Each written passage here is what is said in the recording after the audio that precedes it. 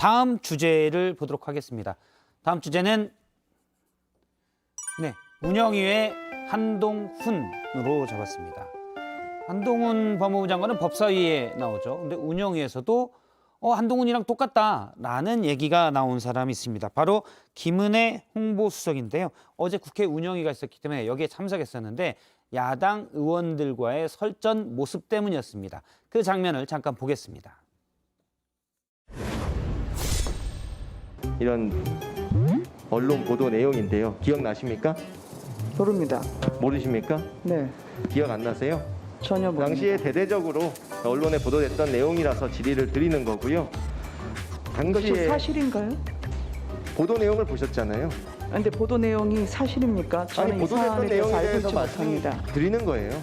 제가 모르는 사안에 대해서 답변을 이 드리지 언론 못합니다. 보도에 대해서 기억하냐고 여쭤봤지 제가 이 사실관계에 대해서 확인을 했습니까? 이 언론 보도도 제가 잘 기억을 하지 못합니다. 이 답변 태도에서 언론에 보도된 내용조차도 언론에 보도된 내용 그대로 그냥 기억나시냐고 여쭤본 것조차도 이렇게 답변 태도 그렇게 하시면 의원님께서 질문하신 부분에 대해서 성심성의껏 답변해야 되는 질문하기 것은 위해서 앉았으면 저의 당연한 자세라고 생각합니다. 정리해 주세요. 정리해 주세요. 아니 추석이 뭐야 이거? 자. 국회를 무시해도 이거 어쩌지 말이야? 수고하셨습니다. 보도 내용이 사실입니까? 라고 묻는데 해당 내용은 그렇습니다. 그러니까 김은혜 수석이 경기도지사 후보로 나왔을 때 당시 경선 토론에서 이슈가 됐던 부분인데요. 재산 신고에서 건물에 대한 본인 소유 지분에 대한 그러니까 가족들 소유 지분을 축소 신고했다라는 의혹입니다. 이 부분에 대해서 언론에서 축소 신고했다라고 돼 있는 부분들이 많았는데 그 질문을 했는데 모른다. 사실관계를 모른다라고 대답하는 부분이 좀 있었습니다. 태도에 대해서는 어떻게 보시는지요? 김세경 선생님 밝게 웃고 계신데. 아니 일단 그러니까 저는 지금 윤석열 대통령님도 그렇고 특히 우리 한동훈 장관님 또 우리 김은혜 수석님도 자기 보면 이제 임자 붙이는 거니까 수상해 지금. 그러니까 드립을 시작했어요 지금. 임자 붙여야 되는 언제부터 님자 붙이셨습니까? 한 번도 안 붙이다 갑자기 오늘부터요? 임자를 예. 붙이죠. 앞에 대통령님은 제가 항상 대통령이라고 불렀습니다. 근데 앞에 앉아 있는 사람이 내가 맞서야 될 사람으로 생각하시는 태도를 고치셔야 돼요. 아무리 그러니까 국회의원이라는 것은 대의민주주의하에서는 국민들의 선택을 받고 들어온 사람들인데 이 사람들이 꼭 똑똑할 필요도 없고요. 꼭 말을 잘할 필요도 없고 언변이 좋을 필요도 없습니다. 국민들이 궁금해하는 것을 대신 물어보는 직업을 가진 사람들이고 잘 못하면 4년 있다 바뀌는 비정규직들이거든요. 거기에 대해서 공무원들은 마땅히 그 질문을 내가 국민들로부터 듣고 있습니다는 마음으로 듣고 그 얘기에 대해서 대답을 소상히해서 화면을 통해서 지켜보는 우리에게 대답을 주셔야 되는데 앞에 앉아서 말 잘 못하는 저 사람이랑 싸우고 있다는 생각을 다들 하고 계시는 것 같아서 그러니까 이게 대의민주주의라는 제도 자체에 대한 이해가 우리 한 장관님이나 김수석님이 좀 부족한 게 아닌가. 그래서 앞에서 내가 대답을 할 때 아무리 화가 나도 내가 저 사람한테 대답하는 게 아니고 그리고 내가 말싸움으로 이겨먹을 수 있다고 생각을 아무리 해도 내 이 답변을 국민들이 보고 계시구나 생각을 좀 하셔야 되지 않겠습니까? 이게 이제 재산신고 축소 의혹인데 사실 경기도지사 경선 토론 때 많이 이슈가 됐고 여러 번 언론에 나왔기 때문에 모를 수가 없는 내용이지 않습니까? 저는 저 화면을 보니까 한동훈이 운영이 나타났다 그래서 한동훈 장관과 이제 똑같다고 보는 것 같은데 다릅니다. 달라요? 한동훈 장관은 논리 대 논리로 그래도 날석에서 팽팽한 논리 싸움을 하는 거고요. 지금 김은혜 수석은 어제 보니까 논리 싸움 하는 게 아니라 제가 볼 때 동문서답하는 거 아닙니까? 제가 볼 때 좀 한동훈은 아니고요.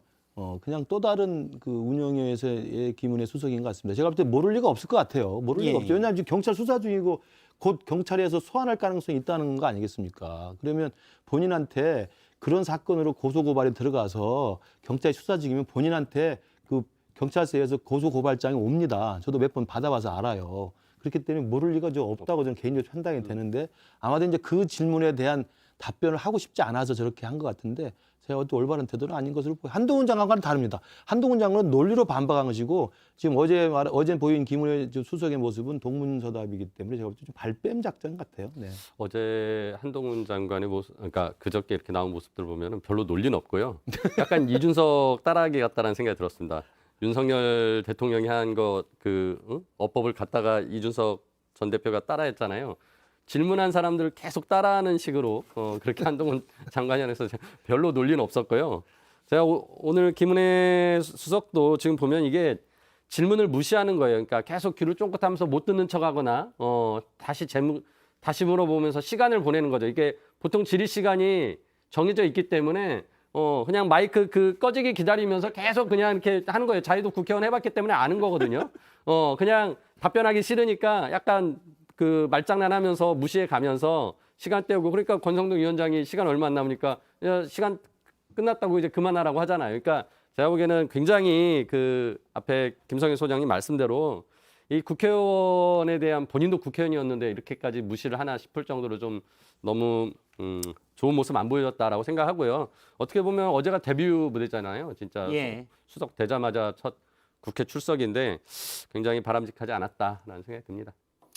아니 뭐 제가 이거 좀 착각한 것 같은데요. 당시 오영환 의원이 물었던 저희 앞서 저희가 질문을 짤 때 오영환 의원이 주로 물은 부분인데 이 부분에 대해서는 오영환 의원이 2010년에 당시 MB 청와대 홍보수석실 내의 권력 다툼 문제, 중앙일보 기사, 그러니까 좀 오래된 문제긴 합니다. 그 문제를 가지고 질문을 했어요. 그러면 저도 말을 수정해야 되겠네요. 예, 저희가 죄송합니다. 나중에 이제 재산 신고 축소 시효는 나중에 강민성 의원이 물었을 때고요. 강민성 의원. 제가 이거는 사과드립니다. 예, 그래서 저도 그래도 그 얘기를 하려고 했는데 하실 것 약간 같은 표정이었어요. 예. 그랬는데 이게 사실 좀 오래된 내용이어서 예. 진짜 잘 몰랐을 거예요. 그리고 그 재산 신고와 관련해서 민주당 의원이 질의하셨던 것도 이거는 물론 김은혜 의원도 좀 더 친절하게 얘기하면 좋겠지만은 민주당도 좀 디테일을 연마할 필요가 있다. 이게 선관위에 의해서 고발됐는지 여부를 물었습니다. 이게 민주당의 그 의원이. 또 다른 거죠. 예, 그게 또 다른 얘기인데 요거 말고 다른 얘기, 그 이어지는 얘기인데 그거에 대해서도 선관위는 고발한 바가 없어요. 그러니까 민주당은 고발을 했죠. 그리고 선관위는 이 신청이 있다, 이게 좀 잘못됐다라는 벽보를 붙였던 거고요. 그러니까 이게 막 사실관계가 뒤섞여서 나오니까 김은혜 의원으로서도 선관위가 고발을 했냐, 이건 난 처음 들어보는 얘기인데 예. 라고 나온 거지. 이게 뭐 김은혜 의원이 악의가 있어서 그렇게 한 건 아닐 겁니다. 2010년 중앙일보 보도 사건 같은 경우는 그 이후에 오마이뉴스의 손병관 기자가 해당 기사를 팔로우하면서 이동관 홍보수석하고 김은혜 대변인의 실명을 공개해서 기사를 낸 바가 있기 때문에 기억이 잘 나실 겁니다. 예. 다시 한번 정리를 해드리면 앞서 제가 영상으로 보여드렸던 민주당 오영환 의원이 이 기사 기억나십니까? 라고 했던 부분은 2010년에 당시 MB 홍보수석실 내에서 이동관 수석 그리고 당시 박선규 대변인도 얘기가 나오고요. 김은혜 대변인도 나옵니다. 그래서 일부 그 안에 있었던 권력 암투에 대해서 물어봤던 얘기고요. 강민정 의원이 물어봤던 게 이제 재산 신고 축소 의혹에 관련된 부분입니다. 이 부분 정정해 드립니다. 예. 저도 그럼 발언을 정정하도록 하겠습니다. 예. 제가 오해를 불러일으켜서 죄송합니다. 이 부분. 예, 저도 죄송합니다. 박 알겠습니다. 부장님은 진행을 잘해 주시기 바랍니다. 다시 한번 사과. 저 때문에 혹시 김은혜 의원이 김은혜 그럼요. 수석이 예. 그거 아니라고 얘기하면 저 때문이라고 얘기해 그렇죠. 주시기 바랍니다. 예. 알겠습니다. 다음은 이제 김대기 대통령 비서실장 얘기를 해볼 텐데요. 수도권에 폭우 피해가 있었죠. 지난 8일 날 당시 기자들과 만찬 자리가 있었는데 이에 대한 질문과 답변이 있었습니다. 이 부분 잠깐 보도록 하겠습니다. 대통령실 기자단들이랑 식사를 하고 뭐 술도 한잔 했습니까? 출입 기자랑 그 사람이 죽고 다치고 재해가 나고 했는데 예? 어떻게 그렇게 뭐 화기애애하게 술을 먹겠습니까? 술을 먹지도 않았고 약주하셨죠? 맥주 네, 맥주 그러니까 술 드셨죠? 조금 마셨습니다. 그렇죠. 폭탄주요? 폭탄주 돌렸다는 사람이 있으면 저한테 좀 소개 좀 해주십시오. 예, 이 부분 약간 뭐 의도적이진 않을 것으로 보이는데 당시 술을 안 마셨다. 재해가 났는데 어떻게 술을 먹겠습니까? 술을 먹지도 않았고 이렇게 김대규 대통령 비서실장이 얘기했다가 조금 뒤에 맥주 조금 드셨죠? 그러니까 조금 마셨습니다. 이렇게 얘기했습니다. 물론 맥주는 술이 아니라고 생각하는 분들도 꽤 종종 있긴 한데. 그게 약간 이제 독일 사람의 마인드인 것 같아요. 아니 전화를 주시면 감당하실 수 있겠습니까? 그게 아니라 깜짝 놀랐네. 맥주를 물처럼 마시는 독일에서 그래서 우리 제가 가끔 여당 패널들에게 뜨끔뜨끔할 때가 있습니다. 감당하실 수 있겠습니까? 그래서 김대기 시장님이 독일에서 혹시 유학을 하신 적 있는지 한번 저희가 살펴봐야 될 것 같은데.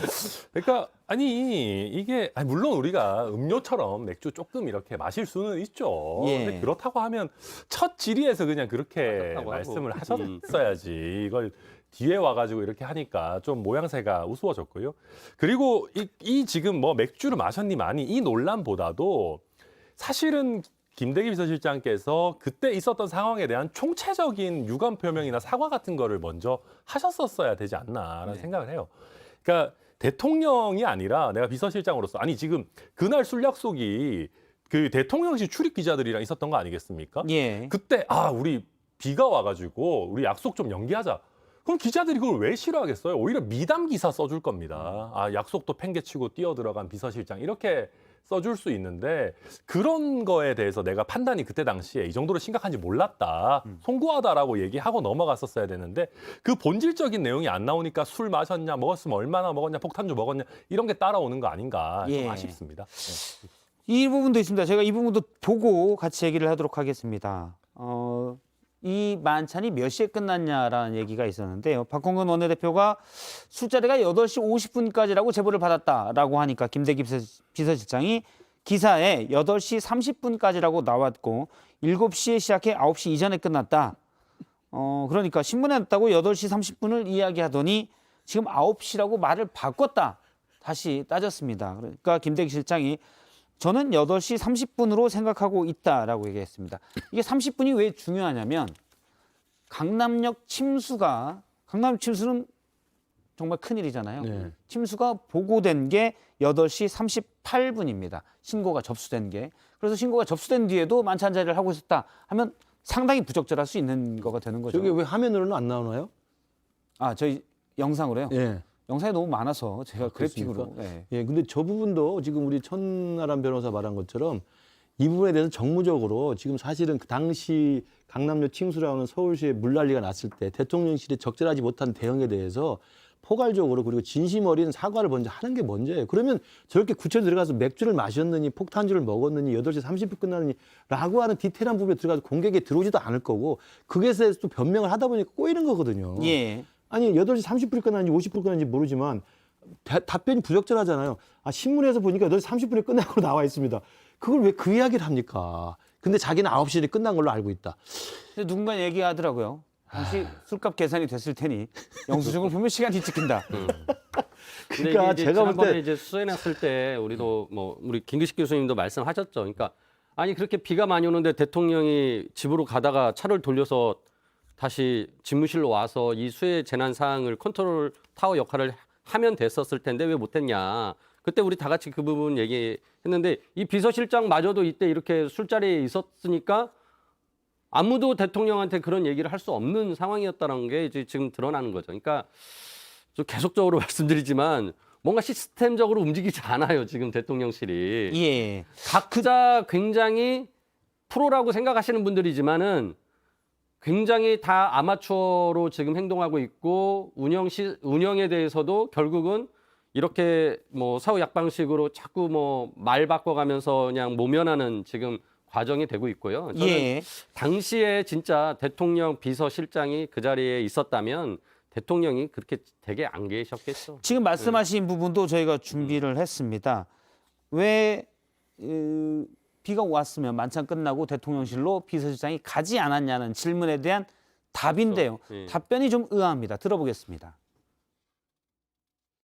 대통령 비서실장께서는 식사하시고 다시 들어가서라도 대통령의 공백을 막아야죠.